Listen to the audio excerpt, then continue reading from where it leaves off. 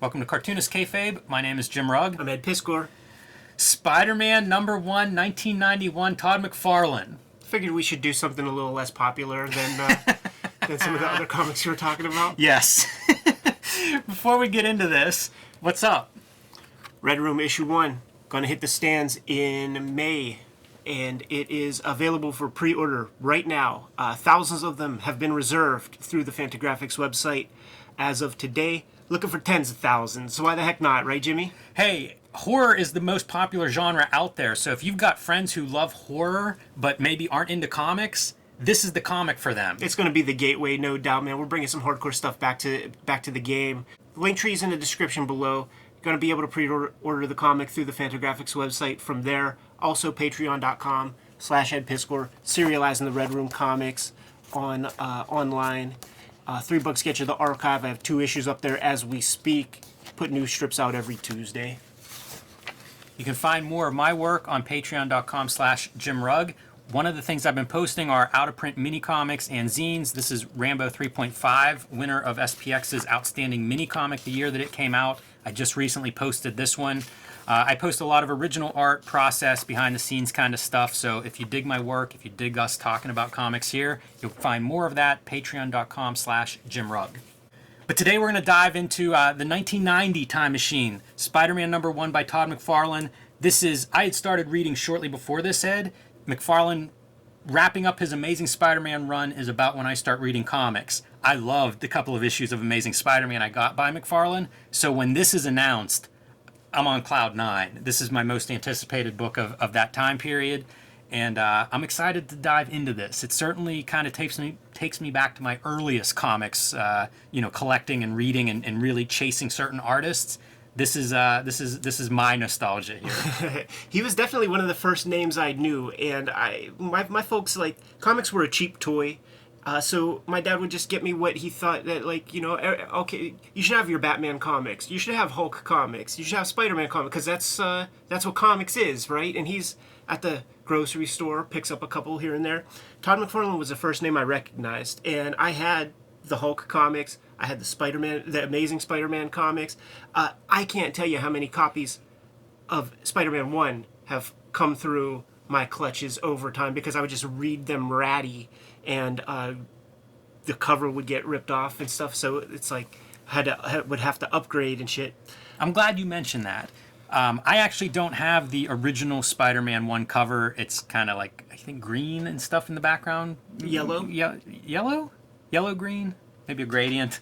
Nevertheless, I don't have that anymore. I purged my collection years ago, and whenever I was digging this out, realized that I got rid of the original issue 1. But they made these variant covers. So what you see here is a silver edition. I also have a gold edition.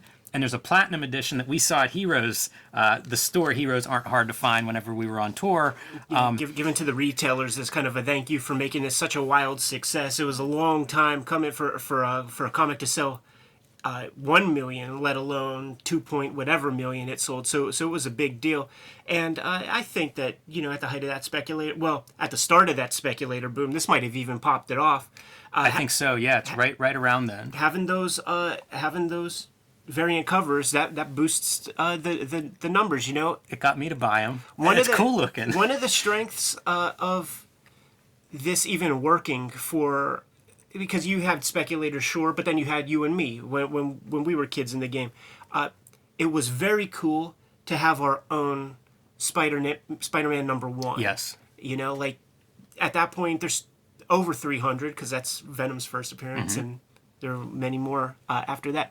So to have a comic with a #1, believe it or not, boys and girls, was super rarefied space. You almost wouldn't have any #1s in your collection that were a real series. It'd be limited series and stuff. So this was a huge deal.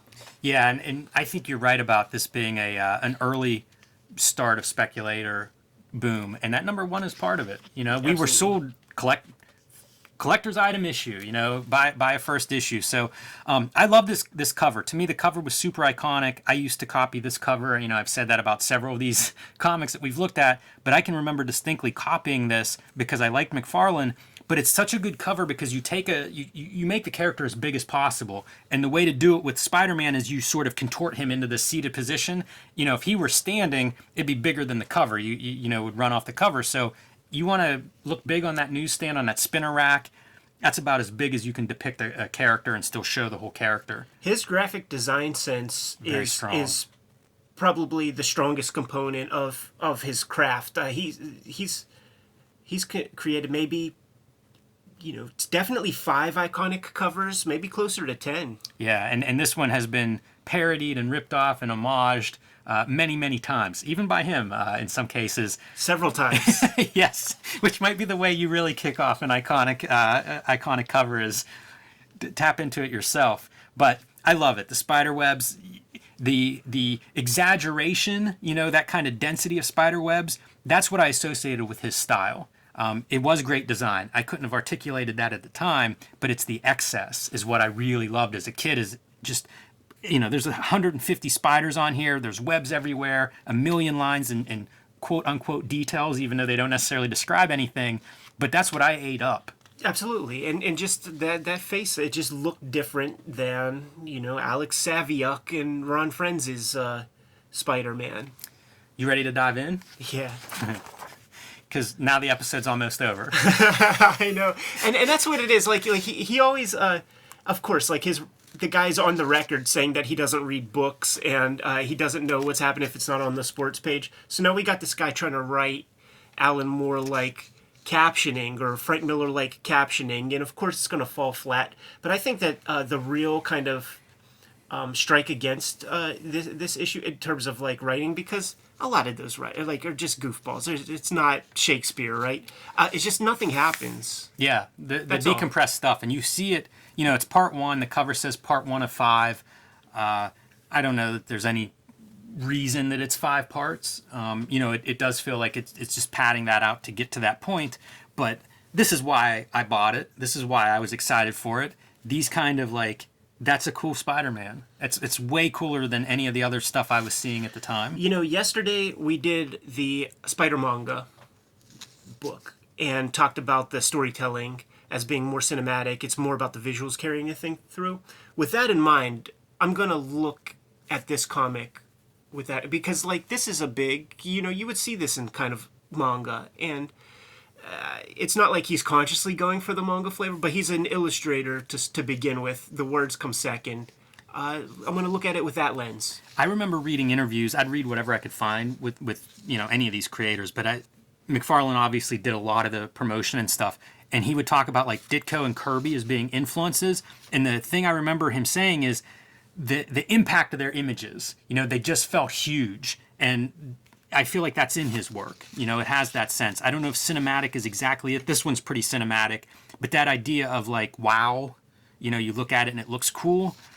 He seemed plugged into that from when I started following him, at least. Very conscious of that idea of impress the kids. Yeah, and he thinks of the kids, in all those old videos and stuff. He specifically mentions young people. I would love this kind of image. He was doing very dark interpretation of Spider-Man. This does not look like your John Romita swinging around cracking wise.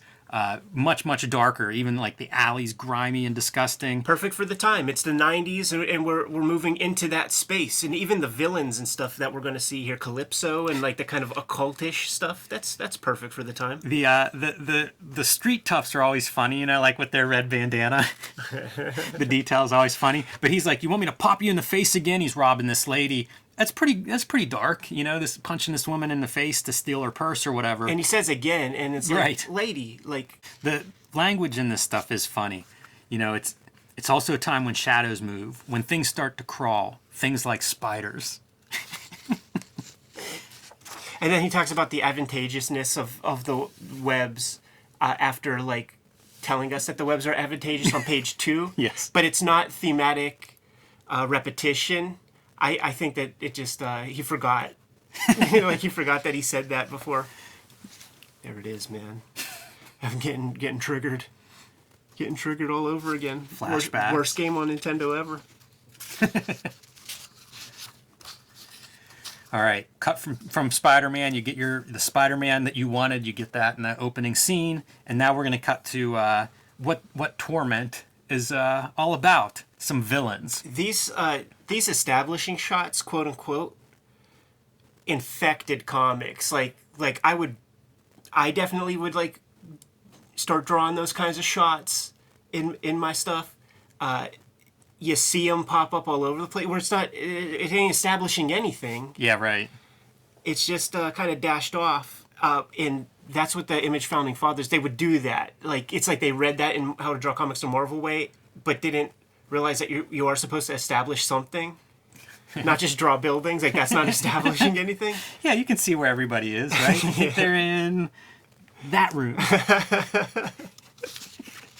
Hey, there's some mystery here, though, Ed. You can't give away too much in this first glimpse. Yeah, right. And this repetition of dialogue, Dooms. onomatopoeia, because there's no sound in comics, is that always makes me think of Walt Simonson with the forging of that Beta Ray Bill hammer. That for what is it, a year of just I was gonna say I feel like that's the whole Thor run has that kind of treatment.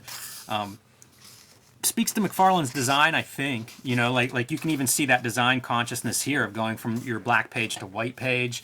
There's a lot of that, and I think the lettering is probably one more element of like how do you spice up your page, how do you make it look cool. And credit here to the letterer, Rick Parker. You know, we've expressed our fandom of him, so a shout out there is if you think the lettering is particularly sharp, that's the guy to give the credit to. Another establishing shot. Looks pretty cool. At least it's off kilter. You know, he's not just doing those horizontal shots of the buildings minus perspective. I always loved all of his city stuff though, and would kind of marvel at what felt like a lot of detail. Just all the lines. Very hard for me to draw that. As a kid, even like I would like look at that and just be like, how does he get it to look so flat? You know, like a piece of paper. Yeah, I could keep up with certain places where I could just hatch the shit out of, but once you start getting into faces and like hands, I could never figure out like that whole hand is covered in lines and hatching. Yeah, it doesn't make any sense, but I think it looks good. But like once again, that face with those eyeballs super close together, like very close. That's just so weird looking, man. Yeah, it does not stand up to scrutiny. But you know, you're not buying it to see Peter Parker. I liked it because it was like, you know, I could draw that. That's like one thing that I think I could draw. Yeah, I've heard other people say they feel that's a big appeal to this time period and style. That super hatchy style is like that high school kid, right? The OCD in the back, just hatching everything. And we're seeing, no spoiler to say it's the Lizard that is showing up here. And McFarlane kind of chose him because he was a character that wasn't very cool at the time, wasn't a character that was recurring, as opposed to say a Venom. You know, if you want to hot shot your book, put Venom on issue 1, but instead he chooses a character that is not over at the time. Try to get him over. I love that you say that so much, man, because as the series progresses, McFarlane flips it on like, let's hotshot this motherfucker, man. Let's get Ghost Rider in there. Let's get Ghost Rider issues. Believe it or not, Morbius had his cup of coffee popularity.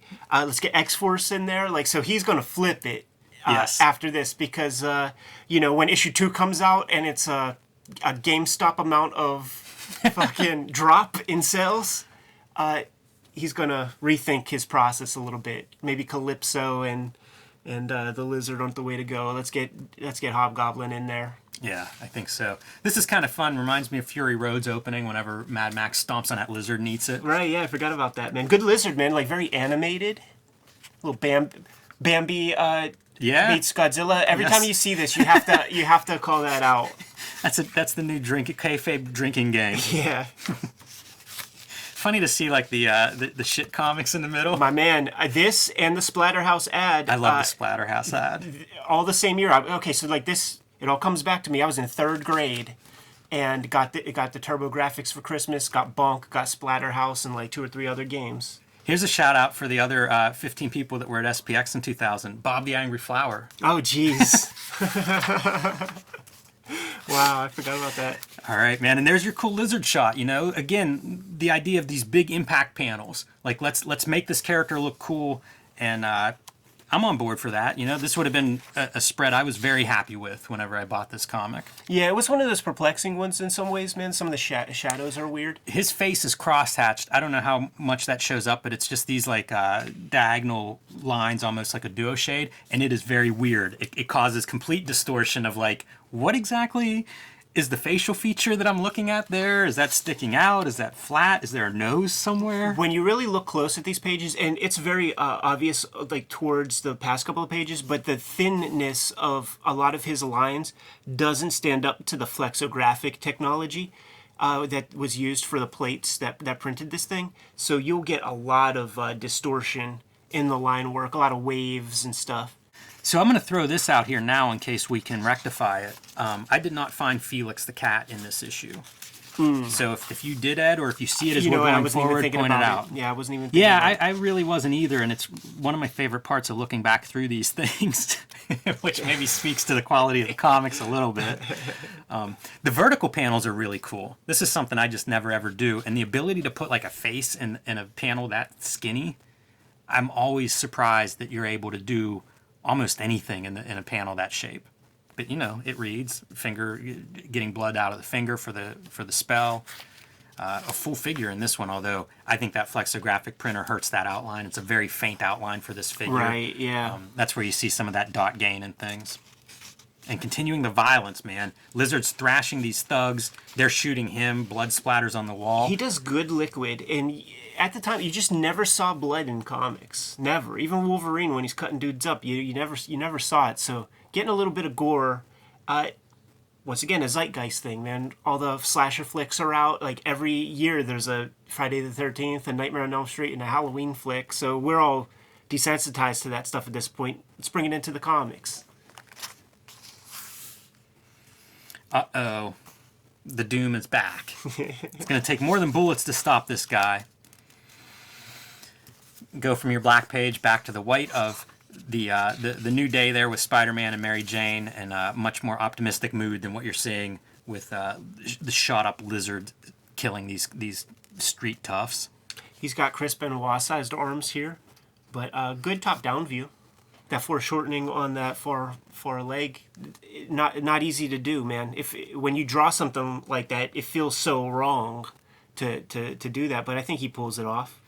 I think McFarlane had that skill much better than most of the other Image guys. Like, he is shifting perspectives all over the place. It's not, I don't know that he's fundamentally sound, but he has the ability to keep the panel compositions interesting by moving that camera around a lot. Yeah, he has a system, you know, like if you watch those Stan Lee videos, you know, he could just like draw a shape and fit a figure into that shape by just, you know, he's got a system. So it's like the M system with the collarbone shoulder, and like you could put any kind of M and then create a body that way. Like and this is pretty good storytelling. You know, we cut from the Lizard before he kills these bodies to the next day's newspaper headline. Hard to miss that, you know, giant headline text pointing out that these guys have been killed. So yeah. That works. You can follow that. And then back to a couple of cool money shots of Spider-Man, again, giving the kids what they want. And getting his pockets a couple what he wants, man. That's a 5-figure page. There's another 5-figure page. And if he holds on to it enough, another 6-figure page. Yeah, depending on when he sells it, right? Yeah, if he buys it himself through his proxies. Look at those feet, man. Little wizard feet. Yeah, there's a lot to look at here. Love the shadow over this guy's face. That's always fun, you know, like the teeth are the thing you show out of the shadow, yeah. The shadow faces. Yeah, I think that comes from Michael Golden. I bet a lot of this stuff comes from Michael Golden. I do like a lot of his cityscapes. They're pretty detailed, and you know, like I say, I have trouble drawing those kind of things. The skyscrapers. Obviously, there are better versions than this. I think of Akira whenever I'm looking for buildings, of course. But I mean, that's really, I'm happy with that. It's good comic book buildings, man. Yeah, good in New York too, of having like your Manhattan residency kind of buildings, and then having your skyscrapers in the background. And love the sky stuff. Same deal. Lots of these big skyscrapers. Smart ad. Brilliant ad. Whoever's responsible for this, spot on. And then leave us with, I don't want to say a cliffhanger, but maybe previews of things to come. Obviously, these two are going to intersect at some point in this storyline. Who knows? Maybe not till part 4 or something, but there's definitely a collision coming. And text page. Always good on a Todd McFarlane issue 1 because it's in his voice with little Jim Salicrup quips in the parentheticals. JS. And it's good. It's just him explaining the thing. I think he does one massive mistake in the editorial, and it's that exercise of trying to steal the thunder. Bring up the deficiencies before everybody else, so that they can't. It takes some of the wind out of their sails or something. But what can also happen with that is you can also install those thoughts into the minds of people who just weren't even thinking about that. Yeah, I agree. Part of the reason that I approach Cartoonist Kayfabe the way I do is for that reason. Like, I don't want to just bring stuff up and trash it, because if someone enjoys it, enjoy it. Like, I'm not trying to rob you of that. And in a way, whenever you're, whether you're being self-effacing or just trying to, I don't know, deflect some of what's going to come, you do that a little bit. These are great, though, because McFarlane has enough of these editorial pages, and he talks throughout his letters columns. That would be a fun zine, compiling all of that stuff. He has such an interesting perspective, and it's so different than what cartoonists were, sort of Marvel Comics artists were thinking at this time period. But he's sort of thinking ahead. He's pushing himself. He's seeing, like, what else can I do? I love these perspectives from that point of view, because it's very visionary. In hindsight, we look at McFarlane now and it's like, of course, it's sort of like one big success after another. But in the beginning, it's kind of this vision of like, I'm going to try this thing, and who knows exactly how it'll work, but I've got to keep pushing. I've got to keep expanding. I want to write my own stuff. I love it, man. I find it real inspiring, that part. There, in that Malcolm Gladwell podcast, I forget the title. I can't think of it either. Yeah. I know his podcast, though. I think it has 3 or 4 seasons. Yeah, he was talking about, like, the ability to be sort of unlikable. Like, if you can allow yourself to be criticized, those people have a tendency to push way further, because they just don't have those ceilings over their head. Right. They're not worried about the criticism. And he's a strong guy. Like, he's got good family, makes good money. You're irrelevant if you ain't helping pay his bills, so fuck off. And what he's describing in this editorial is the sort of process of that, like, starts a career penciling for 4 years. He's been inking for 2. This is his first year of writing. He thought he was going to... And he does this in some of his other videos and stuff, too, where he always references rutabagas as his, like, little comedic quip. Yes. So, like, in videos, he's like, you could draw Rutabaga Man. But here he's like, I thought I was going to have to draw a comic called, Revenge of the Rutabaga and, like, work my way up to Spider-Man. But if they want to create a 5th book, I'm all for that. Why not? Yeah, he refers to his strength as storytelling, and I do think that's on display here. Even ending with these two characters, it's contrast. One guy's street level at the bottom, one guy's above the city. Like, there are a lot of examples of that throughout here, of whether it's cutting from scene to scene, connecting those scenes, or trying to visually illustrate. I mean, even page 1 starts that way, where it's like street level, people on the street, and you turn the page to Spider-Man above everything. So that storytelling thing is almost jargon these days. I feel like that's a term that's thrown around all the time. It's become very trendy. It's permeates marketing speak pretty early on of identifying himself in that framework. And smart guy. Fun to revisit. Yes, it's definitely a time capsule. And the thing that holds up the most, to me, the best, it's McFarlane. And I don't mean his art style, but sort of that vision he has of, like, moving forward, growing what he does. And this was a big step and a huge success at the time. A lot of woodshed in this series too. Letters an issue, colors an issue. So it's dabbling with being a cartoonist. Yeah, you see the ambition on display. That's probably all I have to say about it, but it was fun to go back into this one, because it's probably one of the first comics I picked up it was early enough in my reading where it was really like I was trying to take this apart and understand it. Kayfabers, like, follow, subscribe to the YouTube channel, hit the bell. We'll notify you when new vids are available. What you got? Patreon.com/JimRugg, where you can find lots of my original art, process, and some of my out-of-print mini comics and zines. Patreon.com/JimRugg. Red Room issue 1 is available for pre-order right now as of this recording, going to be coming out in May. Every issue self-contained. First issue, 64 pages. Patreon.com/EdPiscor. You could read the first couple issues right now. $3 get you the archive. I put new strips up every Tuesday, and all those links are in my link tree in the description below. Subscribe to the Cartoonist Kayfabe e-newsletter to keep up with everything that we are doing. You can find those links below this video. You can also find links to Cartoonist Kayfabe t-shirts and merchandise below this video. Give them one more set of marching orders, Jimmy. We're going to be on our way. Read more comics.